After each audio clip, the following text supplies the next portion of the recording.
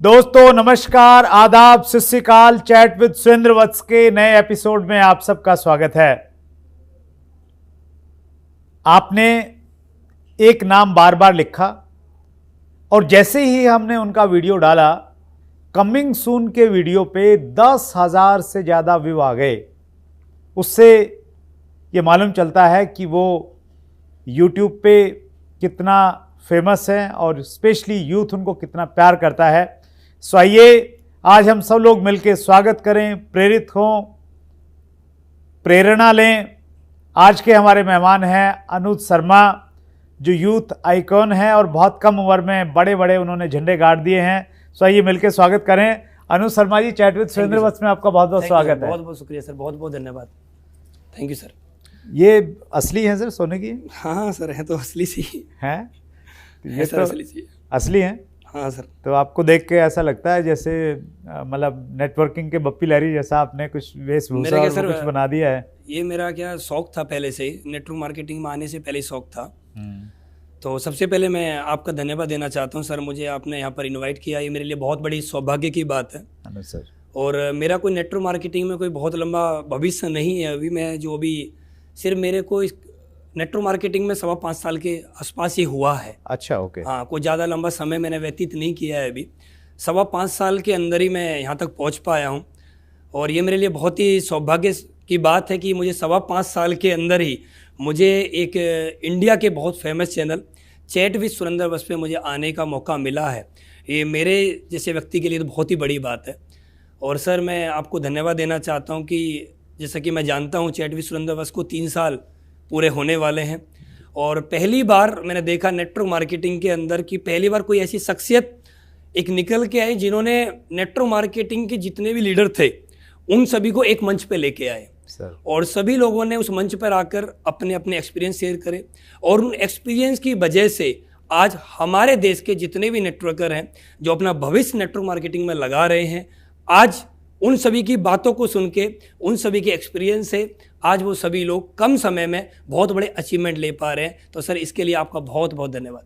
Thank you so much अनुज। आपका अनुभव ज़्यादा नहीं है, लेकिन इस कम अनुभव में जो आपने कीर्तिमान बनाए हैं और जैसे आप इंस्पायर कर रहे हैं लोगों को, वो बहुत अद्भुत और उल्लेखनीय है। बहुत मज़ा आने वाला है। मैं पर्सनली पहली बार आपसे इतना क्लोज में मैं आपसे मिल रहा हूँ, बातचीत कर रहा हूँ, तो मैं पर्सनली बहुत एक्साइटेड हूँ। हम आगे बढ़ें उससे पहले जो कॉम्प्लीमेंट्स आपके कमिंग सून पे मिले हैं, बहुत लंबी लिस्ट थी, कुछ मैंने उसमें लिखे हैं, आपके साथ शेयर कर रहा हूँ। सुमंत मिश्रा ने लिखा है, नेटवर्क इंडस्ट्री के फिल्मी नायक जिनका हेयर स्टाइल वर्ल्ड फेमस है, इस प्लेटफॉर्म पे दिल से स्वागत। राजेंद्र कुमार शर्मा ने लिखा है, आज सुरेंद्र सर ने हमारी आवाज़ सुन ली है, अनुज सर को आमंत्रित किया, हम बहुत एक्साइटेड हैं इस सेशन के लिए। मोनू यादव ने लिखा है, आपके आने से CWSV चैनल पर नया धमाका होने वाला है, आपके कीर्तिमान सुनने के लिए हम बेसब्री से इंतज़ार कर रहे हैं। श्री धाकड़ फोटोग्राफी ने लिखा है, यंगेस्ट मिलेनियर अनुज शर्मा जी का तोड़ नहीं चित्तौड़ तक। और लास्ट कमेंट्स पढ़ रहा हूँ मैं राहुल शर्मा का, उन्होंने लिखा है, अनुज सर की वजह से मेरी ज़िंदगी बदली है। सो बहुत प्यार करते हैं सर लोग से, आपसे, और बहुत इंस्पायर हैं। थैंक यू सर, सभी साथियों का बहुत बहुत धन्यवाद। ये लोगों का प्यार है सर, और इसी प्यार की वजह से हम लोग हमेशा उत्साहित रहते हैं और हम भी सोचते हैं कि लोग हमें इतना प्यार देते हैं तो हम भी लोगों के लिए कुछ और बढ़ के ज़्यादा करें और ज़्यादा मेहनत करें, अपने ऊपर भी काम करें, जिससे कि हम लोगों के लिए काम कर पाएँ। मेरा ऐसा मानना है सर, नेटवर्क मार्केटिंग के अंदर जो भी कोई लीडर होता है, चाहे वो मैं हूँ, चाहे वो कोई भी व्यक्ति हो, नेटवर्क मार्केटिंग के अंदर जब स्टार्टिंग में कोई व्यक्ति आता है तो कुछ साल शुरुआत के दिनों में तो वो अपने लिए काम करता है, लेकिन उसके बाद वो लोगों के लिए काम करता है। नेटवर्क मार्केटिंग के अंदर मैं देखना चाहता हूँ और मैंने देखा भी है कि नेटवर्कर का जो जीवन होता है ना, वो अपना नहीं है, वो लोगों के लिए हो जाता है। तो ये लोगों का प्यार ही है जिसकी वजह से हम लोग अपने परिवार को कम समय देकर लोगों को ज़्यादा समय देते हैं। तो सभी साथियों का बहुत बहुत धन्यवाद।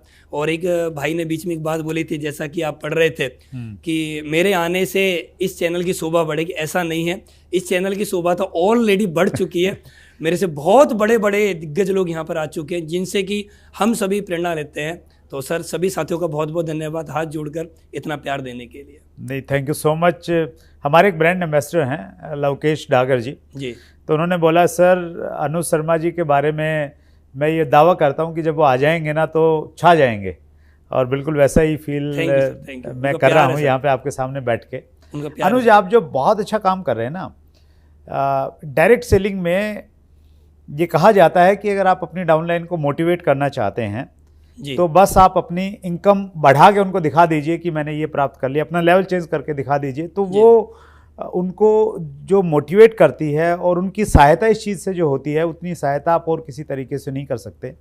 तो आपने बहुत सारी अचीवमेंट्स आपके पास में हैं। तो अब तक का आपका सफ़र और उस सफ़र में जो आपने सबक सीखे हैं वो कुछ हम लोग जानना चाहेंगे। Thank you sir. मैं रहने वाला ग्रेटर नोएडा से हूँ। मेरे फैमिली में पापा गवर्नमेंट जॉब में हैं, दिल्ली में जॉब है MCD में। मम्मी हाउसवाइफ हैं, छोटा भाई है, छोटी बहन है। मेरी फैमिली में ज़्यादातर लोग गवर्नमेंट एम्प्लॉय हैं या किसान हैं। तो हमारे यहाँ पर किसानी शुरू से होती हुई आई है। और मेरा भी जन्म, जैसे हर व्यक्ति का जन्म एक मिडिल क्लास में होता है, तो मेरा भी जन्म एक मिडिल क्लास फैमिली में हुआ। माँ बाप के वही सपने होते हैं कि हमारा बच्चा बड़ा हो, और जब बच्चा बड़ा होगा तो अच्छी एजुकेशन लेगा। तो अब जब फैमिली में ज़्यादातर लोग गवर्नमेंट एम्प्लॉय होते हैं तो उनका भी एक सपना होता है कि हमारा बेटा भी बड़ा होके इसी काम को करे। तो सर मेरा शुरू से एक सपना था, जब मैं 10th के अंदर था, मेरा भी एक सपना था कि मैं जॉब ना करके मैं कुछ ऐसा बिजनेस करूं जिससे कि मैं एक अलग अपनी पहचान बना सकूं। मैं अपना एक अलग नाम बनाना चाहता था, और वो भी मैं अपने दम पे बनाना चाहता था। तो मैं एजुकेशन में बहुत ज़्यादा जीरो हूँ, मैं तो यही बोलूँगा। मैं सिर्फ 10+2 हूँ। मेरा पढ़ाई लिखाई में बिल्कुल भी मन नहीं लगता था। मैं हमेशा एक ही चीज़ सोचता था कि स्कूल आज ना जाना पड़े, आज बारिश हो जाए ना जाना पड़े। हमारे जो स्कूल होता था उसमें किसी की शादी वगैरह का टेंट लग जाए तो छुट्टी हो जाती थी। और स्कूल में हमने एक चीज़ भी देखी थी, किसी के आसपास में कोई बड़े आदमी की डेथ हो जाए तो वहाँ भी छुट्टी हो जाती थी। तो हमारे लोकल एरिया में ऐसा चलता था। तो मैं कभी स्कूल जाने के लिए बहुत बचता था। मेरा पढ़ाई लिखाई में सर बिल्कुल भी मन नहीं था। मैं कैसे कैसे पास हो गया ये ऊपर वाला ही जानता और मैं जानता हूँ, बस हो गया बस। तो 10+2 के बाद मेरे पापा ने मुझसे बोला कि भाई तू ग्रेजुएशन कर ले, तो ग्रेजुएशन कर लेगा तो फिर तेरी शादी हो जाएगी। तो ग्रेजुएशन करने के लिए जब जो पढ़ाई लिखाई में तंग होता है तो उसके लिए ग्रेजुएशन करना, ये समझ लो कि बस सबसे आसान BA रहता है। BA सबसे आसान है। तो मैंने BA में एडमिशन लिया, और एडमिशन लेने के सर 6 महीने बाद ही मेरी शादी हो गई। अच्छा, क्या बात है। और जब मेरी शादी हो गई तो जिस दिन मेरी शादी हुई उसके अगले दिन से मैंने कॉलेज जाना बंद कर दिया। अच्छा। क्योंकि ग्रेजुएशन करने का मेरा टारगेट था शादी करना। अब जब शादी हो गई तो फिर कॉलेज जाएं क्यों? कॉलेज जाना टारगेट खत्म हो गया। फिर मैंने उसके बाद कॉलेज जाना बंद कर दिया। मेरे पापा ने मुझसे कई बार बोला कि मैं तेरी गवर्नमेंट जॉब लगवा देता हूँ, थोड़ी तैयारी कर ले। मेरा मन नहीं लगता था पढ़ाई लिखाई में। तो मेरे पापा ने धीरे धीरे मुझसे बोला अभी कुछ तो कर, कुछ कर जिससे कि तू अपने पैरों पे खड़ा हो सके, कुछ कर। तो फिर मैंने ग्रेटर नोएडा के अंदर ही जॉब करना स्टार्ट किया। मैंने एयरटेल में जॉब करी, इंश्योरेंस मैंने सेल किया। मैं शुरू से सेल्स में हूँ सर। अच्छा, ओके। तो मैंने प्रीपेड पोस्टपेड कनेक्शन भी सेल करे, ब्रॉडबैंड कनेक्शन सेल करे, एयरटेल के इंश्योरेंस भी सेल किया। उसी बीच में मुझे कंपनी का प्लान देखने का मौका मिला था, जिससे इस कंपनी से पहले मैं उस कंपनी में था। तो मैंने उस प्लान को देखा, समझा, मैंने काम करने का डिसीजन लिया। और जब मैंने काम करने का डिसीजन लिया तो मुझे बहुत सारी चीज़ें वहाँ पर अच्छी लगी, बहुत सारी चीज़ें मुझे पसंद आई। मुझे नेटवर्क मार्केटिंग में सबसे अच्छा लगा उस कंपनी में कि यहाँ पर युवाओं के लिए एक स्कोप है, हम जैसे लोग कर सकते हैं। तो उसके बाद मैंने वहाँ पर काम किया, लेकिन कुछ कमियों की वजह से मैं वहाँ पर लंबे समय तक काम नहीं कर पाया। कुछ कमी मेरी रही या कंपनी की रही, मैं काम नहीं कर पाया। लेकिन 2016 सितंबर में फिर एक बार मैंने एक नेटवर्क मार्केटिंग कंपनी को चुना। मैंने वहाँ पर देखा, समझा, प्लान, प्रोडक्ट क्या होते हैं, जो भी एक सिस्टमेटिक काम होता है वो मैंने समझा। समझने के बाद मैंने काम किया। और सर 5.25 साल हो गए हैं। 5.25 साल में का सफ़र मेरे हिसाब से बहुत छोटा सा ही सफ़र होता है सर। और 5.25 साल में मैं आप तक पहुँच पाया, ये मेरे लिए सबसे बड़ा अचीवमेंट है। मेरी क्या अर्निंग रही है वो अलग है, लेकिन मैं आप तक पहुंच पाया, सबसे बड़ा अचीवमेंट मुझे आज पर्सनली फील हो रहा है कि मैंने 5.25 साल में क्या कमाया है। अगर कोई मेरे से पूछे 5.25 साल में मैंने क्या कमाया, तो मैं एक ही बात बोल सकता हूँ, 5.25 साल में मैंने चैट विद सुरेंद्र बस पे आने का नाम कमाया है। इससे बड़ा अचीवमेंट मेरे लिए कोई नहीं हो सकता। बाकी तो हर नेटवर्कर कुछ ना कुछ अपनी कंपनी में कमा ही रहा है। थैंक यू सो मच अनुज, हमें बहुत अच्छा लग रहा है आपके आने से बातचीत करके। एक व्यूवर ने क्वेश्चंस किया है कमेंट्स में, उन्होंने लिखा है, उसको मैं पढ़ता हूँ। रितेश यादव जी, गुरुजी आप S class Mercedes Benz luxury car चलाते हैं तो आपको फील कैसी आती है, और आपकी गाड़ियों की बड़ी चर्चा है। किसी ने ये भी लिखा है कि आप कितनी गाड़ियों का काफिला आप करना चाहते हैं, तो आपकी गाड़ियों की बहुत चर्चा हो रही है आजकल। Thank you sir, thank you. मुझे आज भी वो दिन याद है सर, जब मेरी शादी हुई थी तो मुझे शादी में एक बाइक मिली थी। आपने देखा होगा स्टेनर बाइक आती थी, वो पीछे से गद्दी उसके ऊपर होती थी। तो मुझे शादी में वो बाइक मिली थी। और जब मैं इंडिपेंडेंट काम कर रहा था, जब मैं उस कंपनी में चला गया था पहले, तो जब कंपनी में चले जाते हैं तो हमारे जो घर के जो बुजुर्ग लोग होते हैं उनकी एक सोच होती है कि ये कंपनियां बेकार के काम होते हैं, ये बेकार के धंधे होते हैं, ये कोई काम नहीं होते हैं। तो उसी बीच में मेरे और मेरे फादर के मन मुटाव बिजनेस को लेके हो गए। अच्छा। तो उन्होंने मुझसे एक बात बोली थी कि भाई या तो तू अपने दम पे कर, जो तुझे करना है वो कर, हमसे तेरा कोई मतलब नहीं है। तो अब मुझे जुनून सवार था, मैंने कहा ठीक है कोई बात नहीं, मैं अपने दम पे करना चाहता हूँ। तो फिर मैं सर ग्रेटर नोएडा शिफ्ट हो गया अपनी फैमिली को लेके, वाइफ को लेके। अच्छा। मैं ग्रेटर नोएडा शिफ्ट हो गया। हाँ जी, ग्रेटर नोएडा मेरे पेरेंट्स रहते हैं। गांव से मैं 15 किलोमीटर शहर में शिफ्ट हो गया, परी चौक के पास। तो मैंने वहां पर एक रूम लिया, 4000 रुपए का रेंट था उसका। मैंने वहां पर अपनी जर्नी स्टार्ट करी। तो मुझे बाइक मिली थी, तो उस बाइक की सर विश्वास करिए, उस बाइक की मैं सर्विस नहीं करा पाया था, उसका इंजन सीज हो गया था। अच्छा, पैसे नहीं थे? पैसे नहीं थे। उस बाइक के अंदर इतना तेल नहीं होता था कि मैं चला सकूं उसको सही से। जब वो बाइक बंद हो जाती थी, मैं उसको धक्के मारता था, तो जान पहचान का कोई व्यक्ति मिलता था ना, वो मेरे से पूछता था भाई क्या हो गया, तो मैं उनको एक ही बात बोलता था, इंजन में कुछ प्रॉब्लम आ गई है। कभी ये नहीं बोलता था कि तेल खत्म हो जाए, क्योंकि अपनी इज्जत अपने हाथ होती है। तो एक बार नहीं, बहुत बार ऐसा हुआ। बहुत बार ऐसा हुआ कि हम फ्लाई ओवर ऊपर नीचे ला रहे हैं, बाइक को तो बंद करके लाए। बहुत बार हुआ है कि हमने सुना था कि बाइक को अगर तेल खत्म हो जाए, थोड़ा सा आगे से उठाओगे तो तेल अंदर आ जाएगा, थोड़ा बहुत होगा तो ये सब काम किया है। तो सर वो बाइक जो मुझे मिली थी, वो मेरे ऊपर मैं आपको बताना चाहता हूँ, मेरे ऊपर 10.5 लाख रुपए का कर्ज हो गया था। अच्छा। 5.25 साल पहले, वो भी इंटरेस्ट पे ही था। अच्छा। तो वो इतना कर्ज हो गया था, मैंने अपनी बाइक 19,000 में सेल करनी पड़ी मुझे वो। अच्छा। 19,000 में सेल करके एक व्यक्ति का बहुत ज्यादा तगादा था, मैंने उसको वो पैसे दे दिए। देने के बाद जब मैंने 5.25 साल पहले जब मैं इस कंपनी में आया था सितंबर 2016 में, तो मुझे वो दिन आज भी याद है। मैं ग्रेटर नोएडा से एक रोडवेज बस पकड़ के मैं द्वारिका गया था। अच्छा। उस कंपनी का प्लान देखने। और जब मैंने प्लान देखा, देखने के बाद मैंने एक डिसीजन लिया कि मैं इस कंपनी में बड़ा काम नहीं करूंगा, मैं नेटवर्क मार्केटिंग में बड़ा काम करूंगा। अच्छा, ओके। मैं सिर्फ इस कंपनी में बड़े लेवल पर नहीं जाऊंगा, मैं नेटवर्क मार्केटिंग इंडस्ट्री में कुछ ऐसा करना चाहता हूं जो लोग आज तक नहीं कर पाए हैं। आज भी मुझसे बहुत सारे लोग बोलते हैं कि सर क्या आपने सपने में कभी एस क्लास देखी थी? सर मैं बताऊं, हम लोग उस मिडिल क्लास से हैं कि हमारे सपने में भूत प्रेत के अलावा कभी कुछ नहीं आता है। ठीक है, हम लोग उस कैटेगरी में आते हैं। भूत प्रेत के अलावा हमारे सपने में कभी एस क्लास कहाँ आएंगी? एल्टो वैगनार भी आ जाते हैं, बहुत बड़ी बात समझते हैं हम लोग। तो फिर मैंने एक सपना देखा यार कुछ एक गाड़ी होनी चाहिए, मेरा थोड़ा सा इनकम बढ़ी, तो मैंने एक हुंडई एक्सेंट गाड़ी ली। हुंडई एक्सेंट गाड़ी लेने के बाद फिर मैंने एक सपना देखा यार कुछ लग्जरी गाड़ी ली जाए। तो फिर सर मैंने 18 महीने के अंदर कंपनी ज्वाइन करने के सिर्फ 18 महीने के अंदर मैं मर्सिडीज CLA में आ गया था। सिर्फ 18 महीने में, सिर्फ 18 महीने। जब मैं उस आ गया तो फिर मैंने सोचा कि यार थोड़े दिन बाद नवंबर के अंदर करवा चौथ था। तो मेरी वाइफ मुझसे बोलने लगी कि आप मेरे लिए क्या लेके आओगे इस करवा चौथ पे?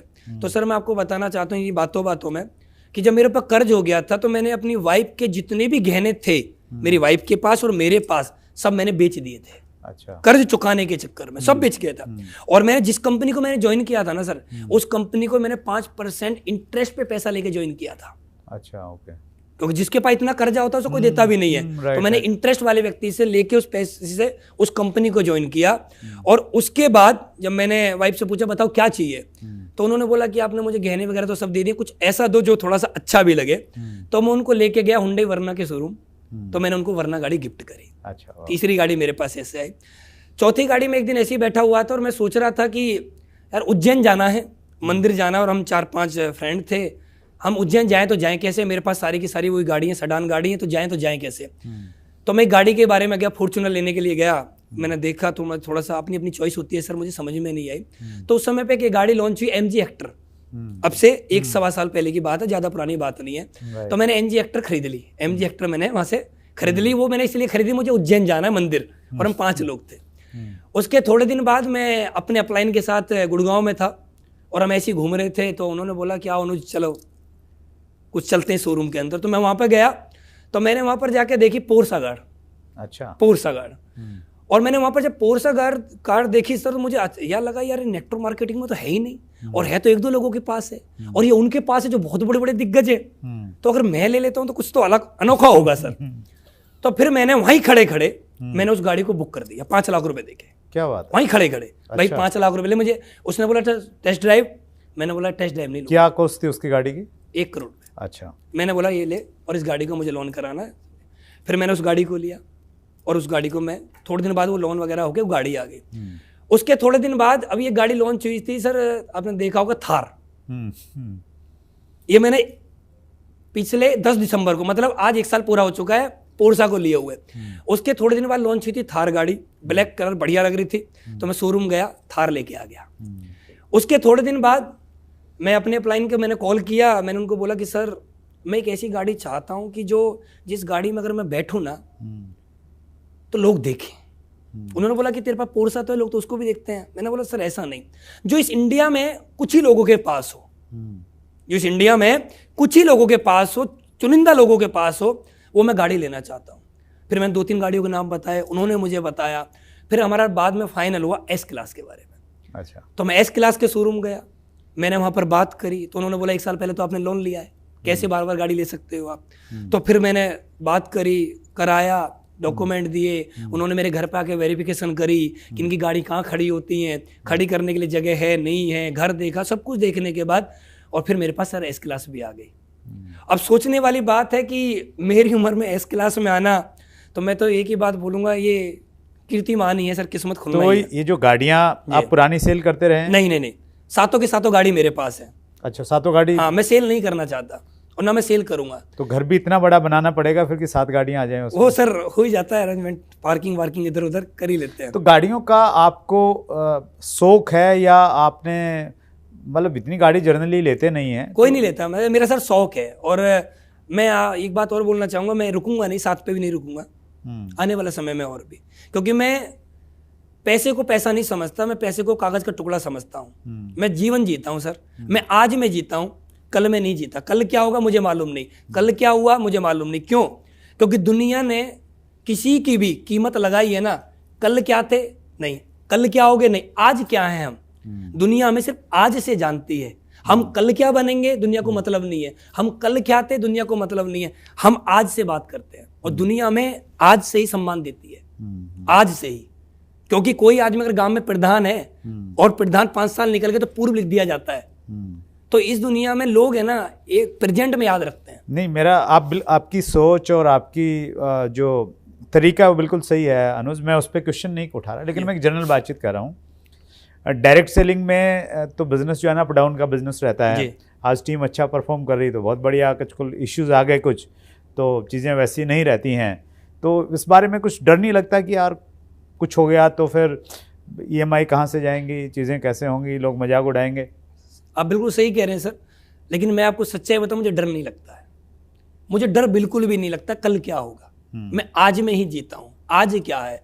और मैं एक बात जानता हूं कि हम लोगों के लिए अच्छा कर रहे हैं, क्योंकि नेटवर्कर दुनिया का पहला ऐसा शख्स है जो इस धरती पे बेरोजगार लोगों को रोजगार दे रहा है, सबसे ज्यादा दे रहा है। क्योंकि कोई भी इंडस्ट्री इतना नहीं दे पा रही जितना एक नेटवर्कर दे पा रहा है। और हमारे साथ हमारे कर्म काम नहीं करते हैं, लोगों की दुआएं काम करती हैं। तो मैं एक बात जानता हूं, कभी हमारे साथ कभी गलत नहीं होगा। ये इंडस्ट्री बहुत आगे तक जाएगी। और हम जिस कंपनी में हैं, अगर हमारे पास प्रोडक्ट अच्छा है, हमारा प्लान बहुत अच्छा है, ठीक है, हमारा एजुकेशन सिस्टम बहुत अच्छा है और हमारे सीनियर बहुत अच्छे हैं, तो मुझे ऐसा लगता है कि किसी को डरना नहीं चाहिए। फिर नहीं डरना चाहिए। और आपकी कंपनी का प्लान ही अगर गलत है, आपके प्रोडक्ट की डिमांड मार्केट में नहीं है, आपकी कंपनी में कोई एजुकेशन सिस्टम नहीं है, तो फिर मुझे लगता है कि रिस्क है। तो बहुत सारी चीजें हैं जो आपको कॉन्फिडेंस दे रही हैं कि यस बिल्कुल। हाँ, मुझे एक बात मालूम है, मैं सही हूँ, मैं सही डायरेक्शन पर हूँ। आपकी जो इंस्पिरेशन है स्टोरी में, और स्पेशली इस एपिसोड को जो यूथ देख रहा होगा स्पेशली, वो बहुत इंस्पायर हो रहा होगा कि यस, अनुज जी ने किया है, मैं भी कर लेता हूँ, मेरे को भी ये गाड़ियाँ चाहिए, 7 गाड़ियाँ अनुज शर्मा ने ली हैं तो मैं 8 लेके दिखाता हूँ। तो वैसे प्रेरित भी होते हैं लोग और काम भी करते हैं, लेकिन सक्सेस नहीं हो पाते सभी लोग। तो जो यूथ स्पेशली डायरेक्ट सेलिंग में काम करना चाहता है, बड़े सपने हैं उनके भी, उनको क्या आप मैसेज देना चाहेंगे, वो कैसे सक्सेस हो सकते हैं? देखिए सर, यूथ के बारे में मैं एक ही बात बोलना चाहूँगा।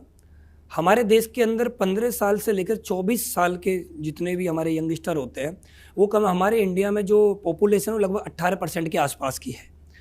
आज भी हम ये देखते हैं कि हमारे जो देश के युवा है ना, वो अपने दम पे काम नहीं करना चाहते हैं। वो काम करना चाहते हैं अपनी पीढ़ियों के दम पे, अपने पिताजी के दम पे, दादाजी के दम पे काम करना चाहते हैं। मेरा ऐसा मानना है कि अगर आप 18 साल के हो चुके हैं और देश ने, हमारी गवर्नमेंट ने हमको वोट डालने का अधिकार भी दे दिया है, तो हमारी सेल्फ रिस्पॉन्सिबिलिटी बनती है कि हम एक जिम्मेदारी लें और अपना भविष्य खुद अपने हाथों से लिखें। आज की डेट में मैं लोगों को देखता हूं कि 18 साल के हो गए, 20 साल के हो गए, 25 साल के हो गए, 30 साल के हो गए, आज भी वो स्टडी कर रहे हैं। स्टडी करना गलत नहीं है, आदमी को पढ़ाई लिखाई करना बहुत जरूरी है, उनका मन है तो करना चाहिए। लेकिन मेरा ऐसा मानना है कि लोगों को नेटवर्क मार्केटिंग भी ना पार्ट टाइम करनी चाहिए।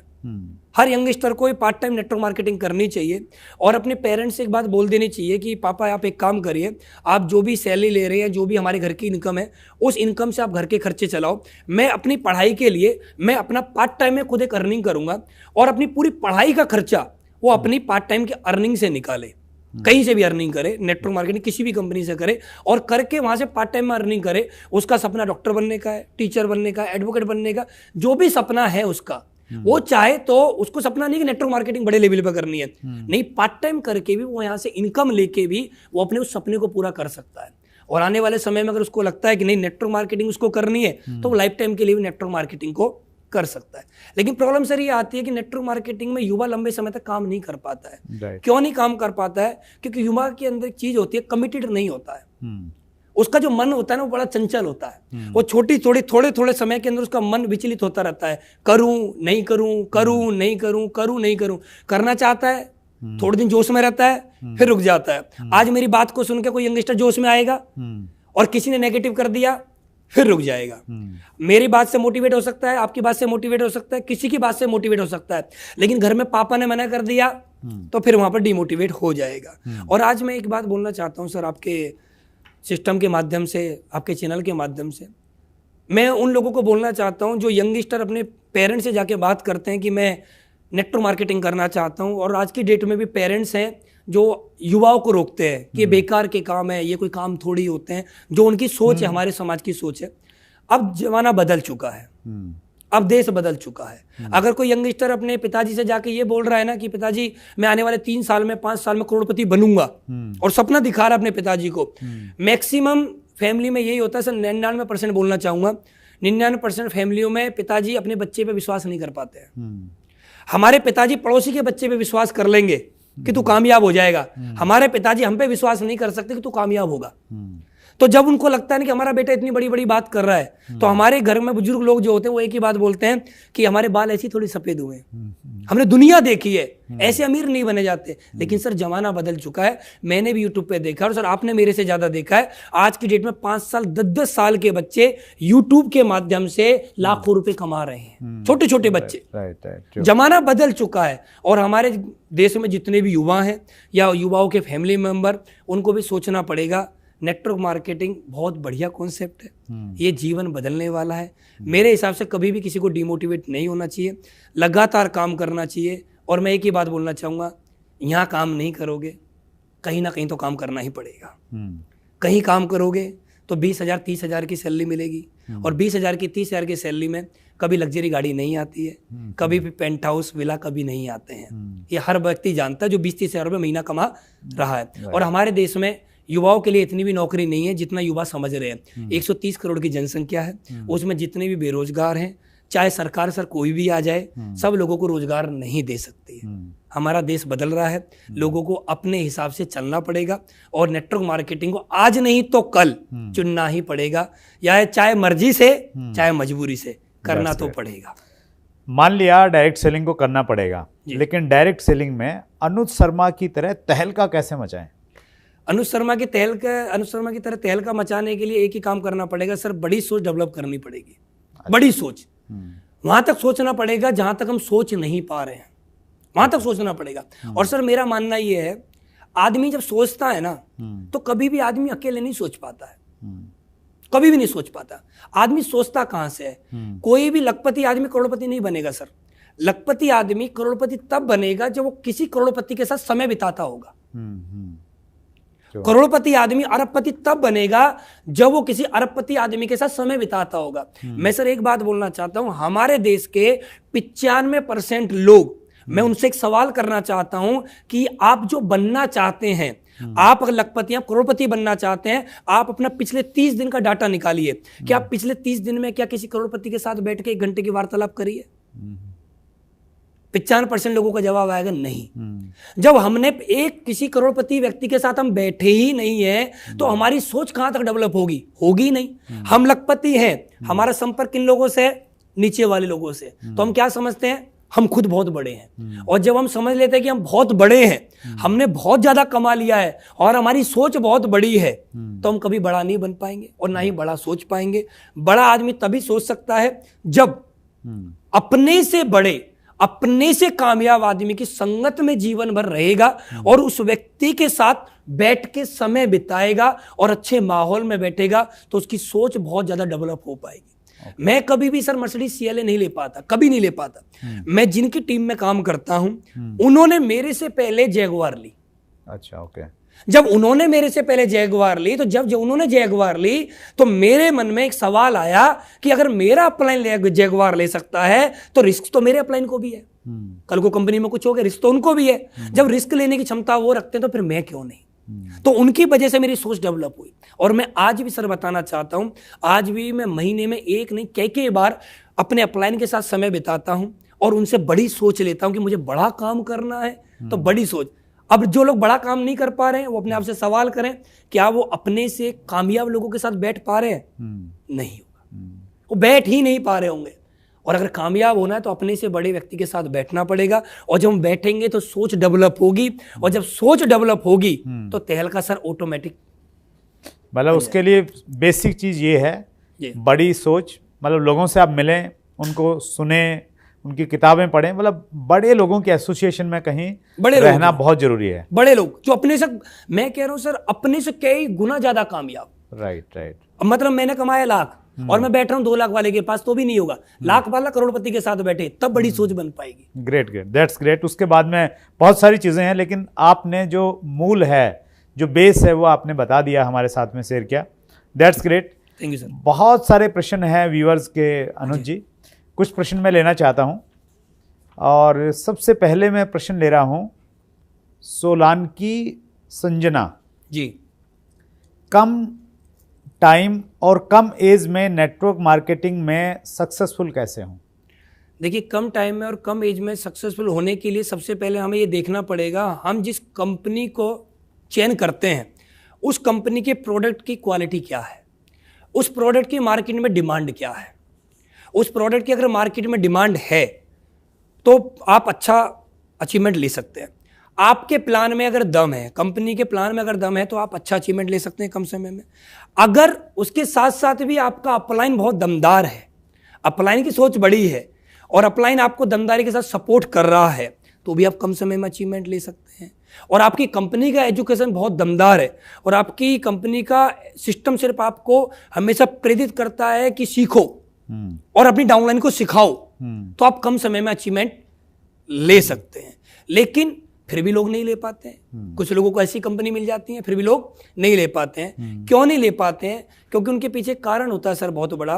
वो खुद एक्सेप्ट नहीं कर पाते हैं, खुद अपने माइंड को सेट नहीं कर पाते हैं, सेल्फ डिपेंड नहीं बन पाते कि मुझे करना है। बहुत सारे लोग इस धरती पे मैंने देखा है, वो लोग डिपेंड किसी पे हो जाते हैं? अपलाइन पे या डाउनलाइन पे। राइट। ये बिजनेस जो है ना, ये अपना है, ना ये अपलाइन का है ना ये डाउनलाइन का है। पहले हमें खुद अपने आप से बात करनी पड़ेगी कि मैं आज 2021 चल रहा है, मैं 2026 में कहां जाना चाहता हूं, मेरा खुद का क्या टारगेट है। बहुत सारे लोग काम करते हैं अपलाइन के दिए हुए टारगेट पे। हो सकता है अपलाइन का दिया हुआ टारगेट ही छोटा हो, ये भी हो सकता है। आपका टारगेट बड़ा होना चाहिए। और जब आदमी का टारगेट बहुत बड़ा होगा ना, तो मेरा ऐसा मानना है कि बड़े से बड़ा सोचना चाहिए।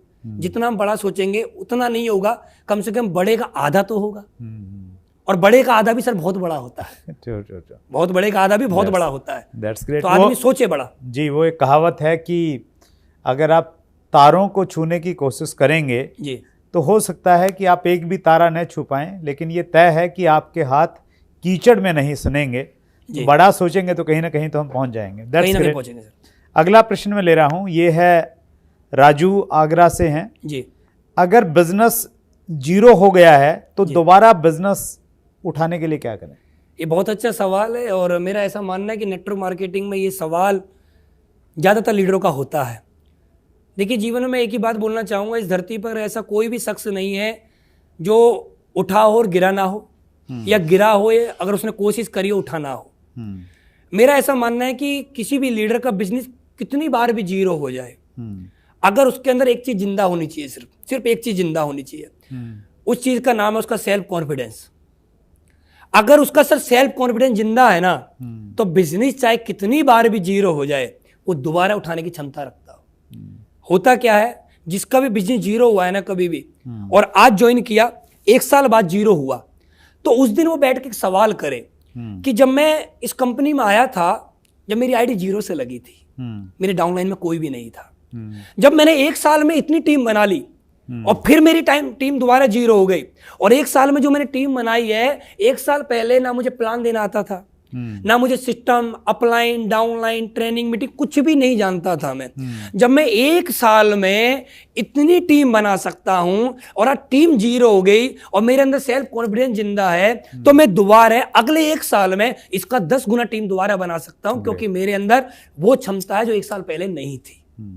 तो आदमी का बिजनेस चाहे कितनी बार भी जीरो हो जाए, सेल्फ कॉन्फिडेंस जिंदा है तो आदमी ऊंचाई पे दोबारा चला जाएगा, और जिसका सेल्फ कॉन्फिडेंस जा चुका है उसका अपलाइन भी आ जाए, उसको दोबारा नहीं उठा पाएगा। मतलब बिजनेस जीरो हुआ है, सेल्फ कॉन्फिडेंस और जो एक्सपीरियंस है वो गेन मैंने किया है, बस तो उस कॉन्फिडेंस के साथ हम आगे बढ़ सकते हैं। सेल्फ कॉन्फिडेंस जिंदा है तो सर दोबारा उठेगा, पक्का उठेगा। ग्रेट। अंतिम प्रश्न ले रहा हूं अनुज जी, ये अंकित कानपुर से हैं, इनका प्रश्न है कंपनी का प्लान दिखाने से पहले क्या सावधानी अपनानी चाहिए? देखिए सर, कंपनी का प्लान दिखाने से पहले मेरा ऐसा मानना है कि सबसे पहले आपको अपने आप को बदलना पड़ेगा। बदलने में क्या, सबसे पहला अपना ड्रेस कोड। हम जब किसी के पास जाते हैं ना, तो सामने वाला व्यक्ति हमारा प्लान बाद में देखता है, पहले वो हमको देखता है। राइट।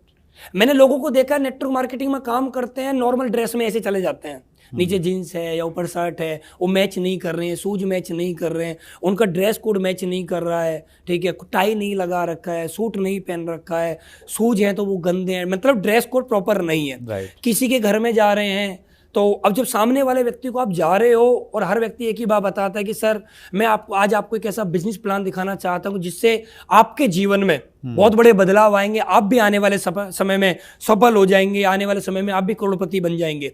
तो सर उस प्लान को देखने से पहले सामने वाला व्यक्ति किसी को देख रहा है, वो है हम। वो पहले ये चेक कर रहा है, हमको ये देख रहा है कि जो हमें सफल करना चाहता है क्या ये ऑलरेडी सफल है। और सफलता कभी भी जेब से नहीं होती है, सफलता पहले आदमी क्या देखता है, हमारा ड्रेस कोड।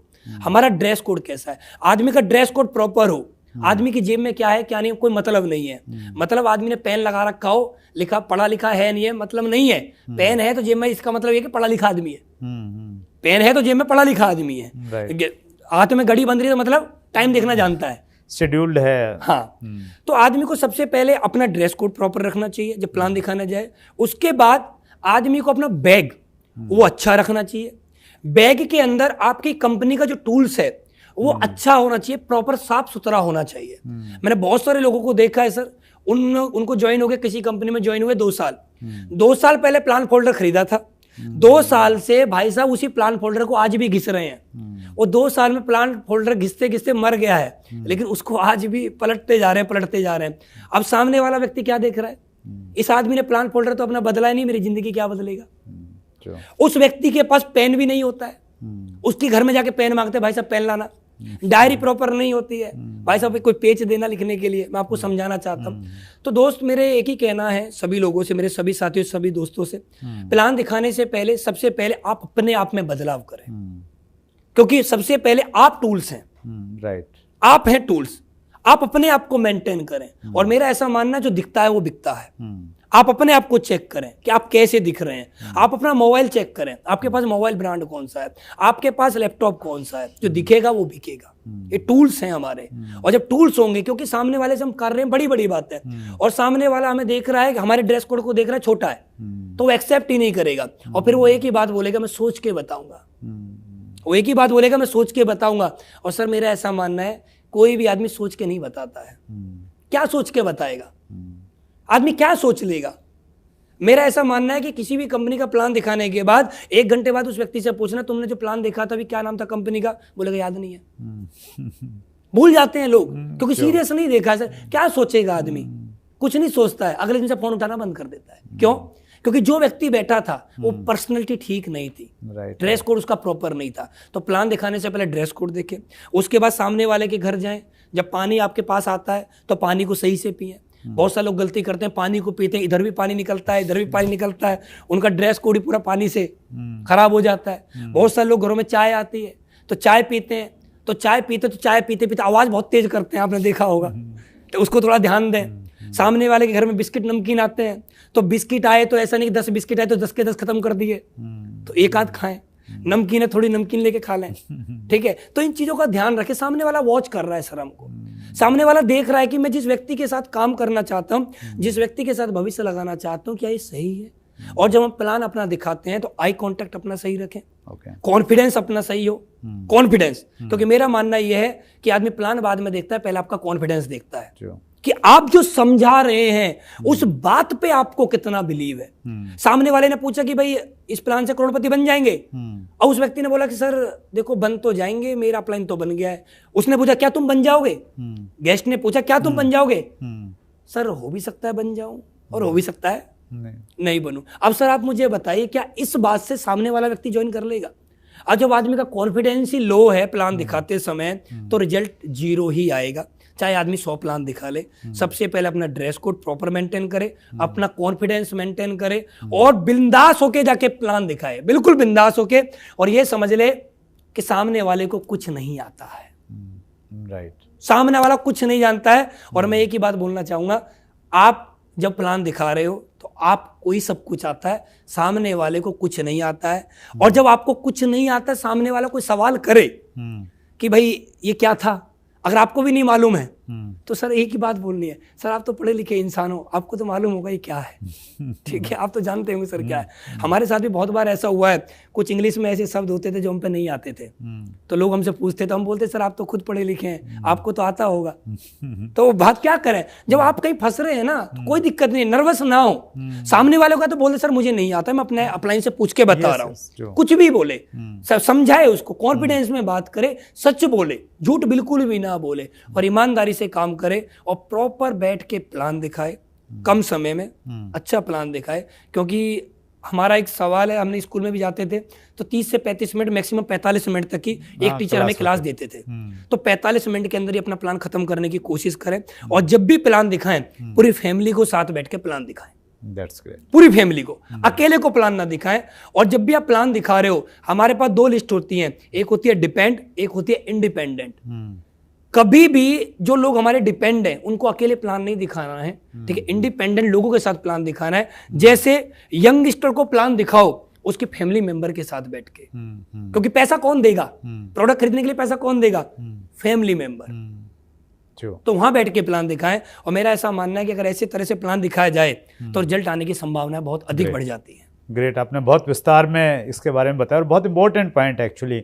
हमें लगता है प्लान काम करेगा, लेकिन प्लान से पहले की जो चीज़ें हैं वो बहुत काम करेंगे। और मैं उसको सम अप करूं जो आपने बोला है पर्टिकुलर इस प्रश्न के उत्तर में। एक अंग्रेजी में कहावत है, if you can sell yourself you can sell everything. यानी सामने वाला व्यक्ति अगर आपको पसंद करेगा तो फिर वो आपकी चीज़ को भी पसंद कर लेगा, आपके प्रोडक्ट को, आपके प्लान को पसंद करेगा। और एक और कोटेशन है सेलिंग में, what is selling? Selling is transfer of enthusiasm. कि अगर आप अपने कॉन्फिडेंस को, अपने उत्साह को सामने वाले में ट्रांसफ़र कर देते हैं तो आप सेल कर सकते हैं। अनुज जी, आपका अनुभव तो 5 साल का है, लेकिन उस अनुभव में जो विजडम है और जो मैच्योरिटी है वो 50 साल वाली झलक रही है। Thank you sir. आपने बहुत सारे प्रश्नों के जवाब दिए व्यूवर्स के, और हम लोग उम्मीद करते हैं आप इसी प्रकार से बहुत तेज़ी से आगे बढ़ते रहिए। Thank you sir. मेरी एक ऑडियो थी जब मैंने शुरुआत की बिज़नेस में जी। उसका नाम था 45 साल या 5 साल जी। और उसमें इन्हीं चीज़ों के बारे में जिक्र था कि या तो आप 45 साल ट्रेडिशनल बिजनेस कीजिए, जॉब कीजिए, या आप 5 साल डायरेक्ट सेलिंग में मन लगा के काम कर लीजिए, तो फिर आप इंजॉय करेंगे। और आप उसका परफेक्ट एग्जांपल हैं, 5 साल में आप चीज़ों को एंजॉय कर रहे हैं। सर मैं वैसे लास्ट में एक ही चीज़ बोलना चाहूँगा कि जैसे आपने मुझे याद दिला दिया, मैं हमेशा एक ही बात बोलता हूँ स्टेज पे भी, तो मैं एक ही बात बोलना चाहूँगा, आज मैं यंग भी हूँ और रिच भी हूँ और साथ में रिटायर्ड भी हूँ। क्या तीनों चीज़ आज मेरे साथ हैं और ये तीनों चीज़ बहुत मुश्किल से लोगों के पास मिल पाती हैं, बहुत ही मुश्किल होती है। अगर आदमी यंग है तो रिच नहीं है, और रिच है तो रिटायर नहीं है, तो रिटायर नहीं है, ठीक है, और रिच है तो भी यंग भी नहीं है। बहुत सारे लोग ऐसे रिच भी है लेकिन यंग नहीं है, यंग भी नहीं है। पैसा बुढ़ापे में आता है। हाँ जी, जब हरिद्वार जाने का टाइम, जब हरिद्वार जाने का टाइम होता है तब पैसा आता है। और मेरा मानना है कि हर चीज़ सही समय पे काम आती है, हर चीज़ सही समय पे काम आती है। जब हम बच्चे थे तो हमारे पिताजी ने हमें खिलौना दिया होगा खेलने का, वो खिलौना बचपन में काम आता था, वो खिलौना आज हमारे हाथ में हमारे पिताजी दें तो आज काम नहीं आएगा। आज हमारे खिलौने हमारी लग्जरी गाड़ियाँ होती हैं। दैट्स ग्रेट, बहुत बढ़िया, सही समय पर सही चीज़ काम आती है सर। दैट्स ग्रेट अनुज जी, बहुत बहुत धन्यवाद। आपने समय निकाला हमारे लिए, हमारे व्यूअर्स को, स्पेशली यूथ को आपने बहुत इंस्पायर किया। इसी प्रकार से आगे जब मौके मिलते रहेंगे फिर मिलेंगे। Thank you sir, thank you, बहुत बहुत धन्यवाद sir. Thank you sir. So ये थे अनुज शर्मा, जिनका इंटरव्यू आपको निश्चित रूप से प्रेरित करेगा बड़ी बड़ी गाड़ियाँ खरीदने के लिए और बहुत कुछ ज़िंदगी में करने के लिए। लेकिन आप गाड़ियों से प्रभावित हो जाइए, उनसे प्रेरणा लीजिए, लेकिन जिस प्रकार अनुज जी काम करते हैं, बहुत बड़ी सोच के साथ में काम करते हैं, कॉन्फिडेंस के साथ में काम करते हैं, उसी प्रकार की सोच और कॉन्फिडेंस होगा तो आप भी इसी प्रकार से अनुज शर्मा जी की तरह डायरेक्ट सेलिंग में तहलका मचा सकते हैं। अगले मंगलवार को रात्रि 8 बजे किससे आप मिलेंगे वो तभी मालूम चलेगा जब आप चैनल को सब्सक्राइब करेंगे, बेल आइकन दबाएंगे ताकि नोटिफिकेशन आपके पास में आते रहें। फिर मिलेंगे, किससे मिलेंगे वो तय होगा अगले मंगलवार को। बहुत बहुत धन्यवाद अपना प्यार देने के लिए, सहयोग देने के लिए, और इसी प्रकार से हम आगे बढ़ते रहेंगे, इंडस्ट्री को आगे बढ़ाते रहेंगे। अपना ख्याल रखिएगा। Thank you very much. अगर आपने अभी तक chat with Surendra Vats channel को सब्सक्राइब नहीं किया है तो अभी सब्सक्राइब करें और बेल आइकन दबाना ना भूलें, जिससे आपको आने वाली सभी वीडियोस की अपडेट सबसे पहले मिले और हमारी किसी वीडियो को मिस ना करें। वीडियो को ज्यादा से ज्यादा शेयर और लाइक करके अपना प्यार जरूर दें।